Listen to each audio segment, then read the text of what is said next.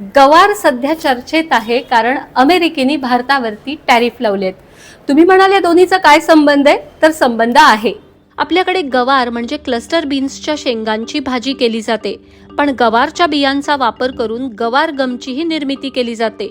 Ice cream पासून औषधांपर्यंत आणि कागदापासून ते सौंदर्य प्रसाधनांपर्यंत अनेक उद्योगांमध्ये स्टॅबिलायझर आणि बाइंडर म्हणून गवार गमचा वापर केला जातो। पण याचा सर्वाधिक वापर पेट्रोलियम उद्योगात होतो। हायड्रॉलिक फ्रॅक्चरिंग म्हणजे फ्रॅकिंगद्वारा जमिनीतून गॅस आणि क्रूड ऑइल काढण्यासाठी जे द्रावण तयार केलं जातं त्यात गवार गमचा समावेश असतो। भारत हा गवार गमचा सर्वात मोठा उत्पादक आहे आणि अमेरिका याचा सर्वात मोठा आयातदार आहे। जगात गवारीच्या एकूण उत्पादनापैकी 80% एकट्या भारतातच होतं। राजस्थान, गुजरात, हरियाणा, महाराष्ट्र अशा राज्यात उष्ण आणि कोरड्या वातावरणात हे पीक घेतलं जातं। भारतात वेगवेगळ्या स्वरूपात गवार गम तयार केला जातो आणि त्यातला 90% निर्यात केला जातो। 2023-24 साली भारतातून 4,17,674 मेट्रिक टन गवार गमची निर्यात झाली।